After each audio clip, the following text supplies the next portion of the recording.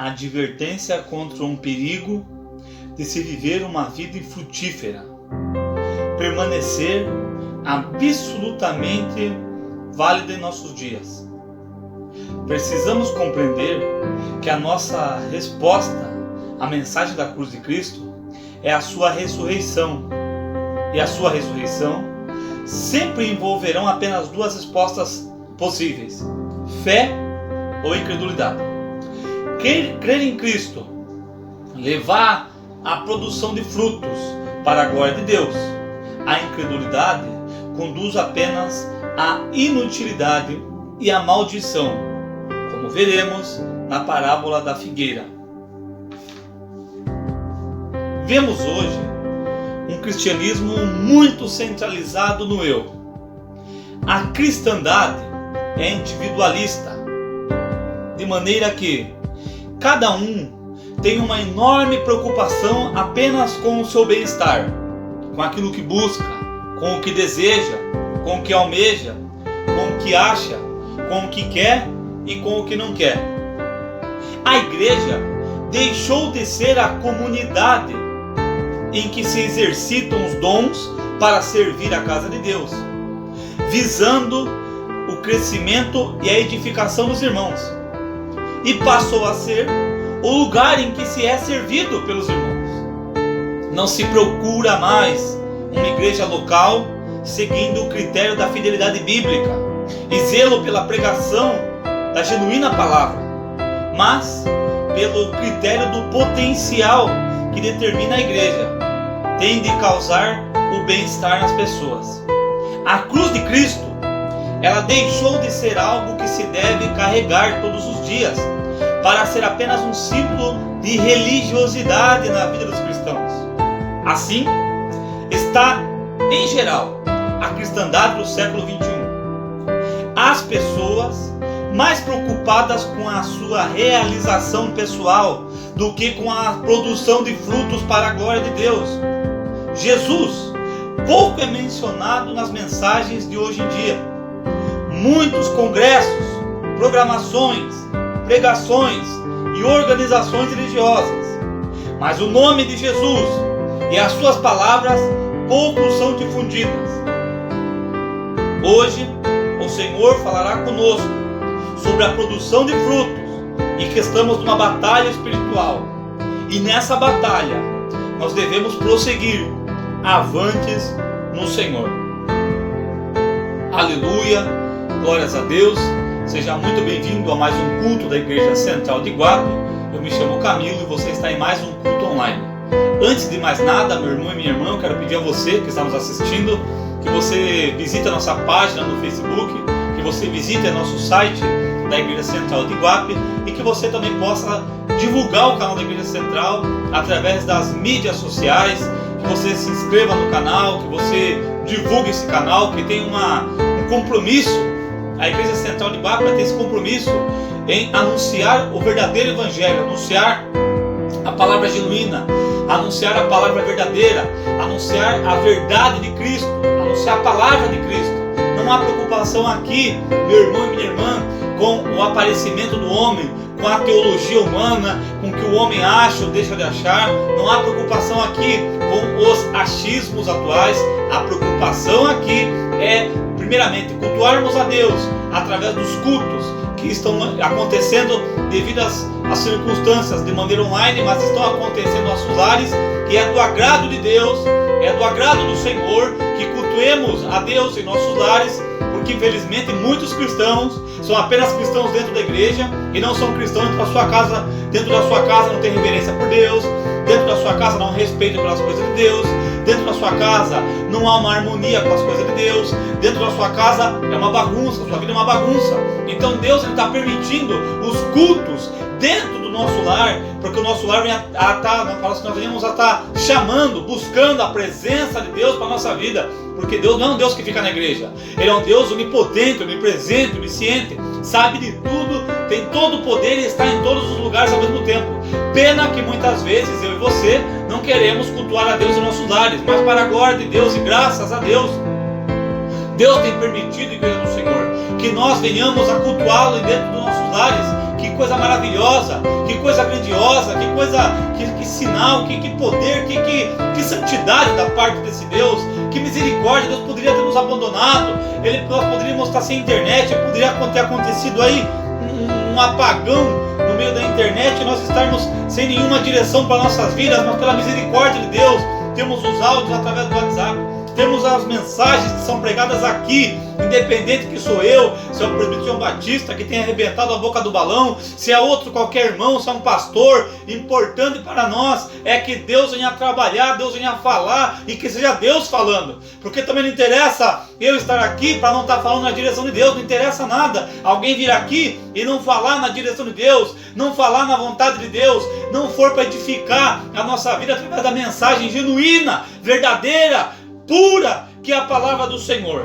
Amém? Então isso é o mais importante para nós, e nós temos o privilégio de divulgar essa mensagem, que é uma mensagem de vida eterna, que é uma mensagem de reconciliação com Deus. Bem-aventurados pacificadores, porque eles serão chamados filhos de Deus. Quem são os pacificadores? Que diz em Mateus capítulo 5, aqueles que fazem a paz entre o homem e Deus. Porque o homem no seu pecado, ele está num estado de guerra contra Deus, ele está no estado de violência contra Deus, ele está no estado de revolta contra Deus. Quando nós permanecemos uma vida que Deus não tem para nós, quando nós não queremos aceitar a vontade de Deus para nós, quando nós não queremos compreender o que Deus tem para nós, nós estamos num estado de revolta contra Deus, um estado de luta contra Deus, luta corporal, luta espiritual, e nenhuma dessas lutas nós vamos ganhar de Deus. Então bem-aventurados são os pacificadores.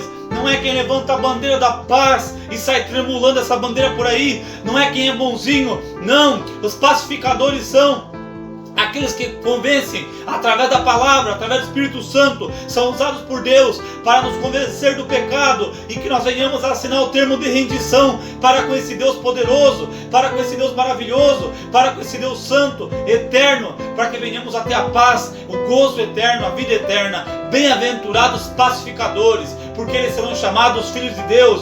Pacificadores, pessoas que levam o verdadeiro evangelho, por mais que cause frustração, por mais que cause vergonha, por mais que cause revolta, vai levar as pessoas ao arrependimento, e as pessoas vão se arrepender e serão perdoadas em Cristo Jesus e terão reconciliação com Deus e serão chamadas filhos de Deus, e Deus vai os guardar e reservar para o dia do juízo, para o dia da eternidade com o Senhor. Então isso é maravilhoso, o que Deus fez diante dos nossos olhos.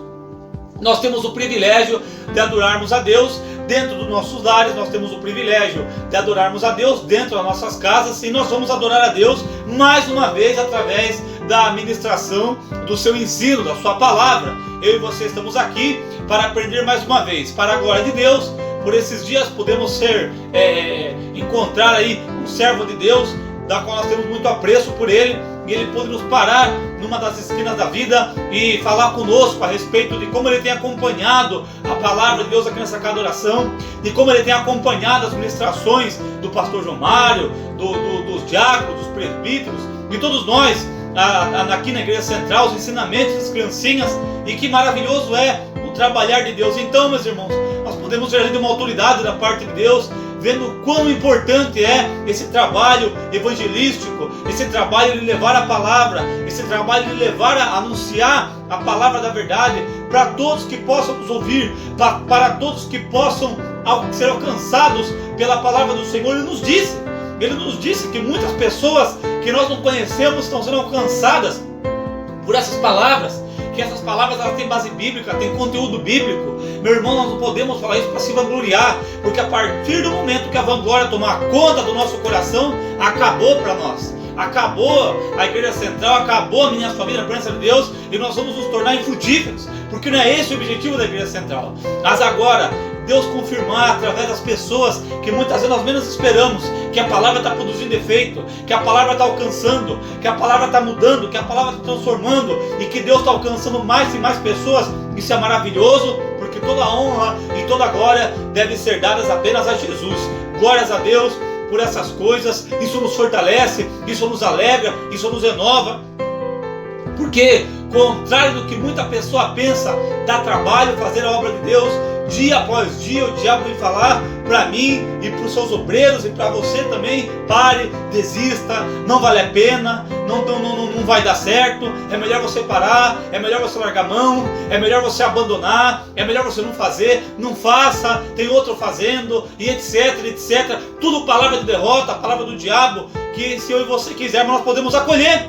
Se eu e você quisermos nós podemos buscar, podemos aceitar em nosso coração, e daqui a pouco não estamos fazendo mais nada para Deus. E Deus vai falar conosco hoje a respeito de como está se vivendo em nossos dias. Como foi lido aqui nessa introdução, como que as pessoas estão procurando viver o individualismo, a preocupação demasiada com eu, a felicidade a qualquer custo, é a despreocupação, o descomprometimento, a falta de compromisso com as coisas de Deus. São sinais inerentes da apostasia dos últimos dias. Essa falta de zelo com a obra de Deus, essa falta de amor pela obra de Deus, isso não é uma coisa banal, isso não é uma coisa comum, isso é um sinal de apostasia. Que se isso estiver acontecendo na minha e na sua vida, o Senhor hoje quer nos libertar, o Senhor quer nos tirar desse estado. Mas tome cuidado, porque não é porque o Senhor quer que nós vamos falar que a coisa vai acontecer. A palavra de Deus, ela tem que entrar em nosso coração, ela tem que mudar o nosso ser, ela tem que produzir em nós ali uma mudança, ela tem que produzir em nós ali a misericórdia de Deus. Nós podemos ouvir nas escolas bíblicas, nós podemos ouvir nos ensinos de sábado, nós podemos ouvir na administração da Santa Ceia, o quanto Deus tem se preocupado conosco, quando Ele nos corrige através de um sonho, de uma visão, de um áudio, de uma palavra, de uma criança. Através de uma criança, o Senhor nos corrige porque Ele nos quer bem, porque Ele nos ama. E quantas vezes, meu irmão e minha irmã, nós deixamos aí de ouvir a voz de Deus, nós deixamos de nos preocupar com o que Deus está falando, nós negligenciamos o conteúdo que Deus tem dado para nós. Não negligencie o conteúdo que Deus tem dado para você. Igreja do Senhor, Igreja Central de Iguape, dê valor para as ministrações que têm sido feitas aqui, debaixo de luta, de dificuldade, de oposição, do diabo se levantando, de problema, de xingamento, disso, daquilo. Deus, Ele é testemunha das dificuldades que eu e você temos passado, mas Deus, Ele é a maior testemunha ainda, que Ele tem nos ajudado, que Ele tem nos dado força, e de que vale a pena ser fiel a Ele, porque Ele tem nos ensinado muito. Então Deus vai falar conosco hoje a respeito de frutos, das árvores, da árvore, da parábola da figueira. Aquela parábola onde Jesus fala da árvore que não deu frutos, na hora que ela aparentava que era para dar fruto, ela não dá fruto. Para quem eu e você temos vivido? Qual que é o objetivo da nossa vida? Qual que é o real sentido da nossa vida? Estamos vivendo para Deus? A nossa realização, a nossa alegria é pela obra de Deus? Ou a nossa alegria é porque nós estamos tendo tudo realizado? Por esses dias eu tive um sonho, já comentei com alguns irmãos da igreja, aqueles que eu pude comentar, não são todos, graças a Deus eu pude comentar que um servo do Senhor, da parte de Deus, nesse sonho falava assim, essa pessoa... Ele chegava uma pessoa e falava: você só se preocupa, você não se preocupa com a obra de Deus. A obra de Deus não te chama atenção. A obra de Deus não te preocupa. A única coisa que te preocupa é seu carro, sua casa e seu serviço. Você só está preocupado com essas coisas. Você não demonstra preocupação com a obra de Deus. E eu pude ser repreendido, até porque a pessoa não gostou de ouvir. Mas eu não vou me banalizar, não vou me escandalizar, porque eu e você, ou até mesmo você que está me ouvindo, gosta de ouvir, não gosta de ouvir. Pode me tirar do ar, pode não me chamar mais para pregar, mas nós vamos nos preocupar em continuar falando a vontade do Senhor, a verdade do Senhor, porque é isso que tem importado para nós, a verdade do Senhor. Deus corrigindo os outros, Deus nos corrigindo, porque a palavra de Deus primeiro vem para nós, contrário do que muita pessoa pensa, ela vem falar conosco, para depois falar com os demais. E Deus tem falado conosco hoje, aqui nesse início dessa palavra, sobre como que a cristandade está vivendo em nossos dias, como que é possível que muitas pessoas vivam apenas em preocupação demasiada com eu, a felicidade a qualquer custo, a busca por uma felicidade desenfreada, como se a nossa alegria fosse nessa terra, como se a nossa maior preocupação fosse viver aqui nessa terra, e a nossa maior preocupação, meu irmão e minha irmã, Igreja do Senhor, não é viver nessa terra. A nossa maior preocupação é viver nas coisas de Deus, é fazer a obra de Deus, é se alegrar pela obra de Deus, é se alegrar pela casa de Deus. Vamos orar para Deus nos dar uma sede própria. Vamos orar para Deus abençoar a sua casa.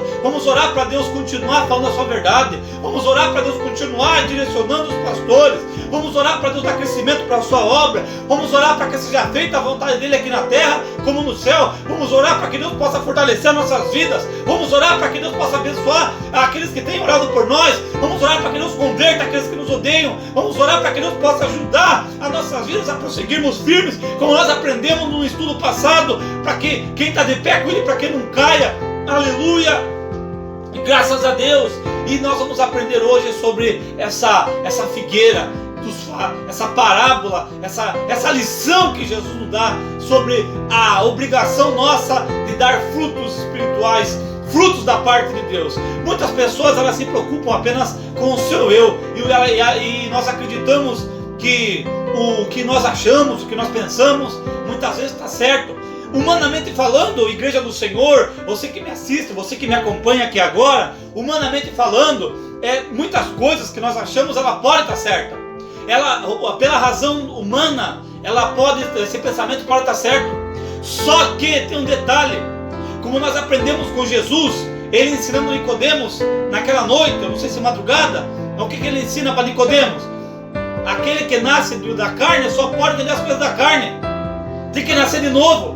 Então como que nós agora, depois de termos nascido de novo, depois de termos sido levantados por Deus, erguidos por Deus, consagrados por Deus, vivendo para Deus, agora nós vamos usar a nossa razão humana para compreendermos as coisas de Deus? Não pode, está errado. As coisas de Deus não são compreendidas da carne, pela carne. As coisas de Deus são compreendidas pelo Espírito. É o Espírito Santo que vem sobre nós, aleluia. Ele nos dá a interpretação das coisas, ele nos dá a direção das coisas. Você não pode, você que está me acompanhando aí, não interprete as coisas pelas áreas humanas, pelas áreas carnais, porque se você que está me ouvindo agora, servo do Senhor, serva do Senhor, começar a querer compreender pela lógica humana, é questão de tempo para você se desviar da verdade, é questão de tempo para você abandonar a obra de Deus, é questão de tempo para você ir para o mundo, é questão de tempo para você procurar um lugar que só fala o que você gosta de ouvir, que só fala a seu favor, que não fala contra pecado, que não fala que vai ter juízo, que não fala que vai ter inferno, que não fala que Deus não vai pegar todo mundo e levar para um pacote só porque Ele é bom. Essa maldita dessa teologia universalista, suja, barata, canalha, que ensina que todo mundo está certo, isso é errado. Jesus veio para nos repreender, para nos dar vida eterna, para nos conduzir ao arrependimento, para nos reconciliar com Deus, o Pai. É isso que Cristo veio fazer, e o diabo tem plantado isso nas igrejas, tem plantado isso em muitas cabeças que não conseguem entender que somos pessoas pecadoras, sujeitos a erros, a falhas, e não devemos conjecturar, não devemos pensar, não devemos agir, não devemos parar para analisar uma situação do ponto de vista humano, porque o ponto de vista humano nos leva para o caminho errado, o ponto de vista humano nos leva para a desistência das coisas de Deus, a lógica, a razão humana nos leva a não entendermos a obra de Deus, a não aceitarmos o plano de Deus e a deixarmos de lado a vontade do Senhor. Aleluia, glórias a Deus. Portanto, meu irmão e minha irmã, o Senhor hoje quer nos dar o discernimento verdadeiro, quer nos dar a sabedoria verdadeira, quer nos dar o conhecimento verdadeiro das suas coisas, quer renovar nossas forças nele, para que nós possamos prosseguir firme na vontade do Senhor. Aleluia, graças a Deus, para não ficarmos apenas aí em nossas palavras. Vamos compreender aqui em Provérbios capítulo 14, aleluia, Provérbio capítulo 14, versículo 8, a sabedoria é prudente,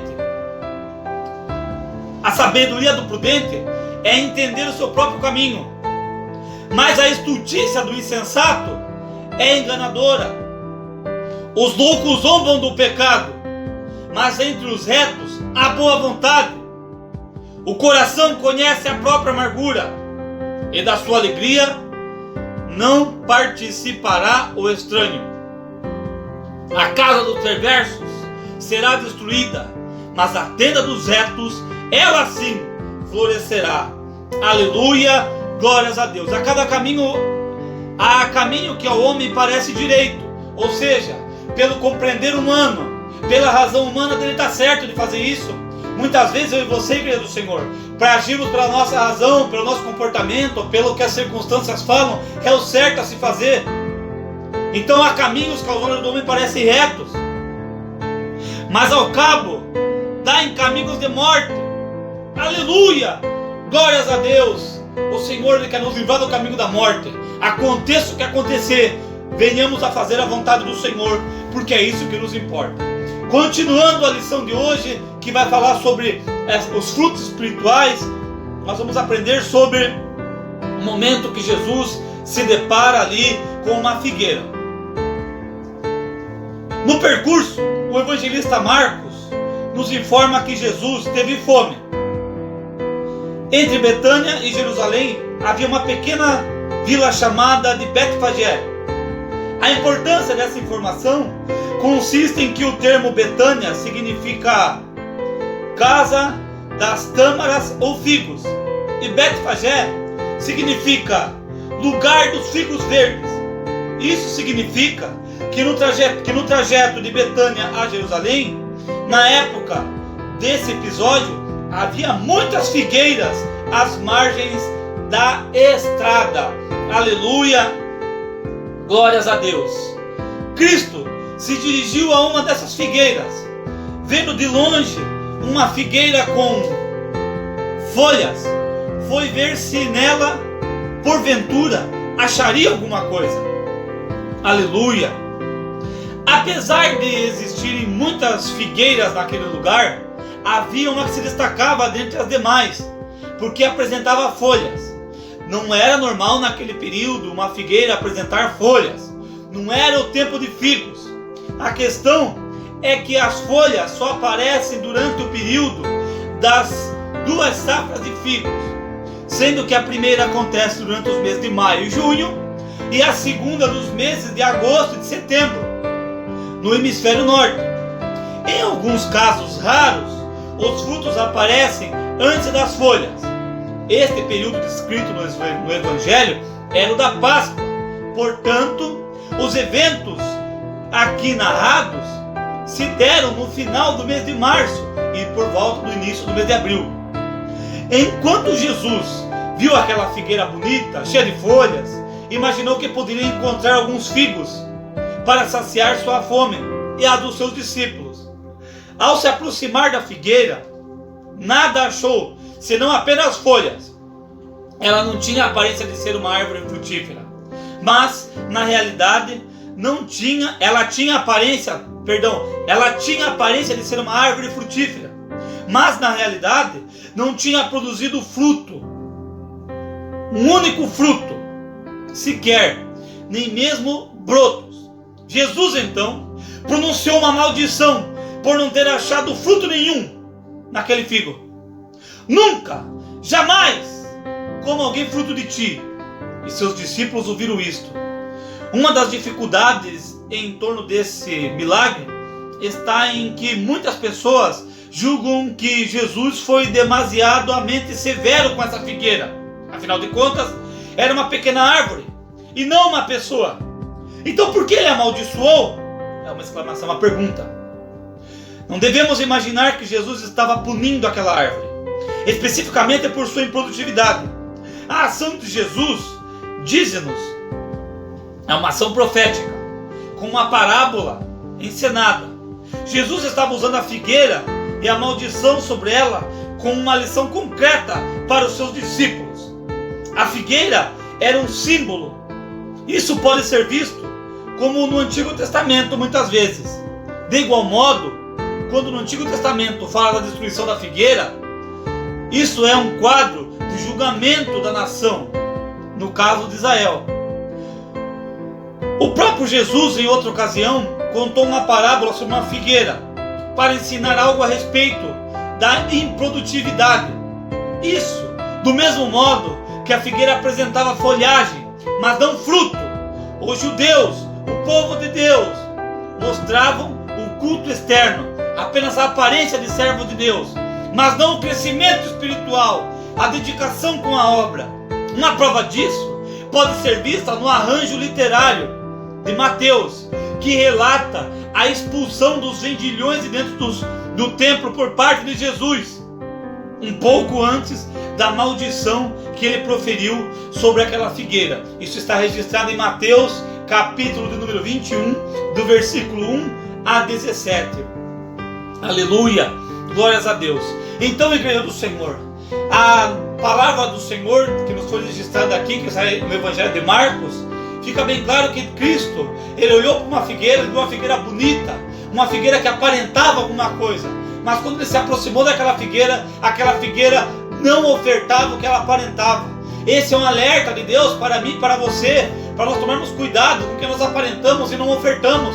Muitas vezes, igreja do Senhor, nós podemos aparentar, cobrar das pessoas isso, aquilo, e demonstrar, isso serve para mim, isso serve para você que está nos assistindo, isso serve para todos que muitas vezes aparentam alguma coisa e na verdade não temos esse fruto que Deus espera de nós, não temos esse fruto que possa saciar as pessoas que Deus já havia destinado para aquela figueira que era para dar o fruto, porque eu e você estamos na casa de Deus e nós temos a obrigação de darmos o fruto vindos da parte de Deus, porque o nosso Deus não é um rio de água seca, o nosso Deus não é um rio de água amarga, o nosso Deus é um rio de água viva, ele abastece a todo mundo. É o que diz no Salmo de número 1, que o servo do Senhor, ele tem folhagem, ele tem fruto em toda a época do ano, porque ele está provido do Senhor, ele está provido da presença do Senhor. E o diabo, o que ele quer fazer comigo e com você, o que ele quer fazer com muitos servos de Deus,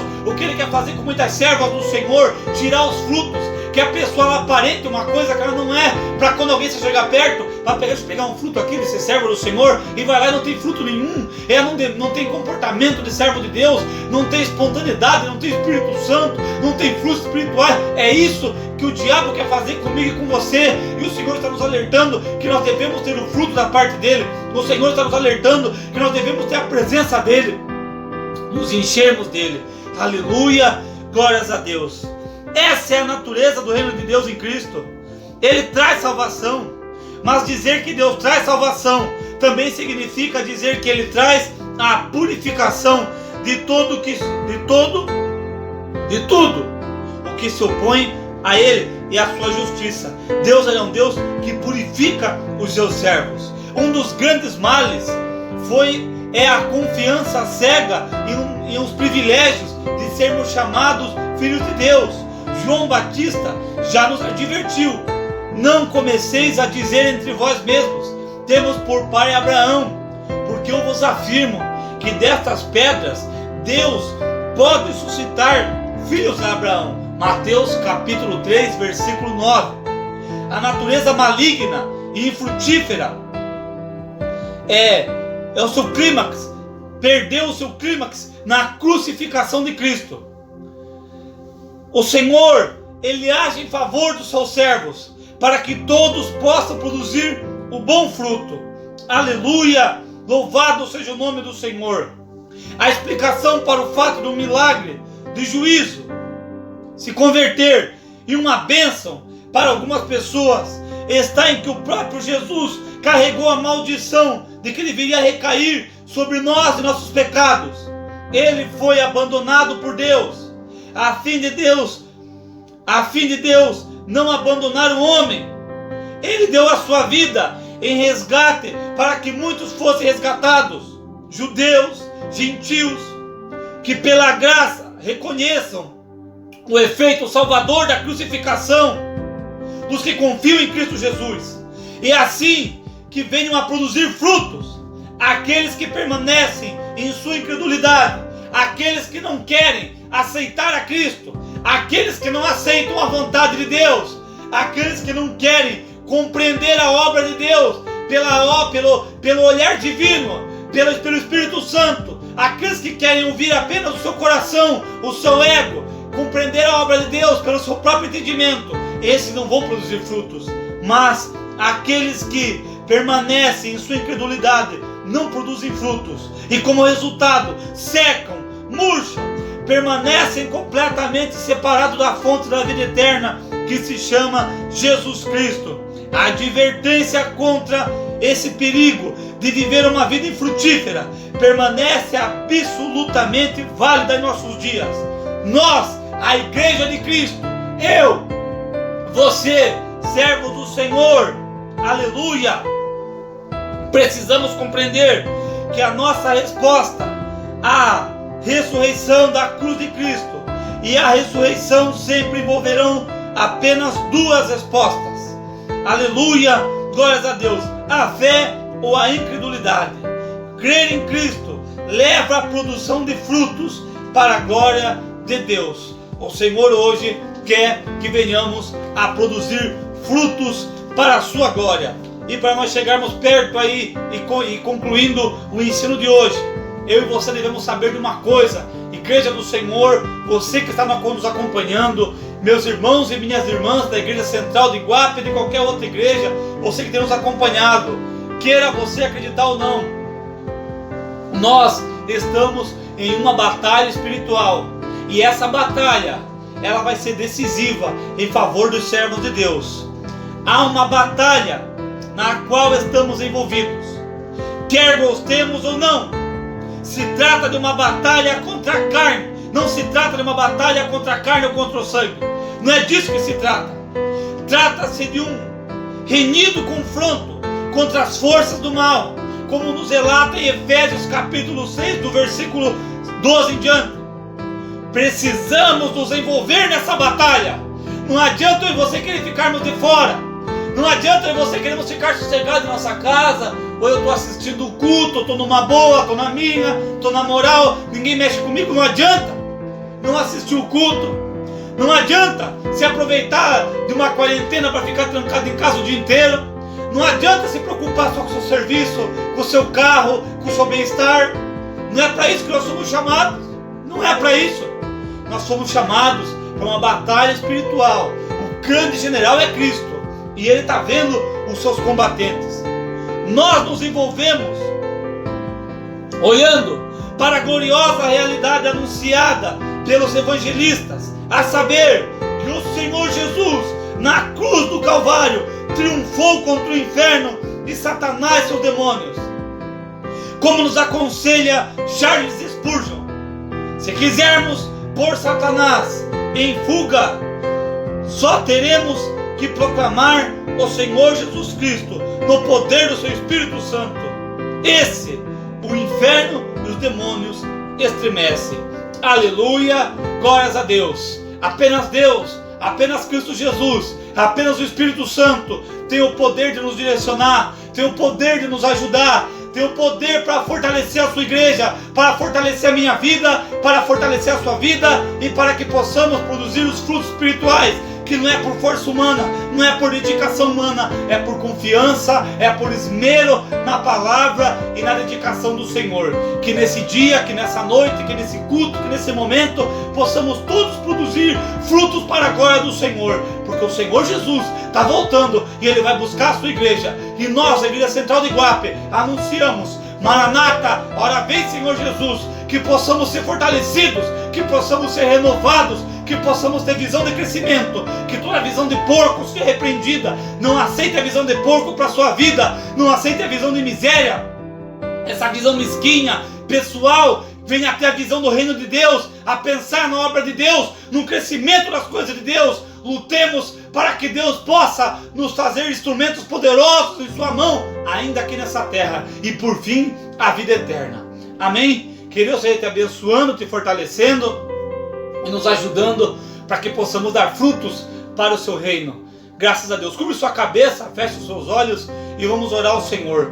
Pai, em nome de Jesus, obrigado, Senhor, por esta palavra que o Senhor nos trouxe, meu Deus, que serve para mim, para que todos nós possamos a produzir frutos. Meu Deus, em nome de Jesus, não permita que venhamos ser uma árvore frutífera, não permita que venhamos a ficar preocupados apenas com o nosso bem-estar pessoal, não permita que venhamos dormir e deitar nossa cabeça em paz, sem orar, sem te buscar, sem se consagrar, sem jejuar, sem nos arrependermos do nosso pecado genuinamente. Abençoa, meu Deus, a tua obra, abençoa os pastores, a tua casa de oração, direciona, meu Pai, a tua igreja, direciona, meu Deus, o teu povo, o teu servo, os teus filhos, abençoa o fraco, o abatido, o oprimido, o necessitado, o pobrezinho, aquele que não tem, meu Pai, um recurso, vai entrando com a providência, vai abençoando a outras pessoas que têm nos acompanhado, que têm acompanhado os cultos da Igreja Central de Iguape. Meu Deus do céu, em nome de Jesus, o diabo quer tirar nossos frutos, o diabo quer fazer a tua igreja parar, mas nós não vamos parar. porque nós estamos firmados no grande general que se chama Jesus Cristo. Nos ajuda, Pai, e nos abençoa. Abençoa a tua obra, a tua igreja. É o que nós te pedimos, em nome de Jesus. Amém e graças a Deus. Que você possa ser abençoado, fortalecido, que Deus possa estar abençoando a sua casa, o seu lar, a sua família. Até uma próxima, se Deus quiser, em nome de Jesus, e que toda a honra, toda a glória sejam dadas apenas a Jesus. Amém e graças a Deus.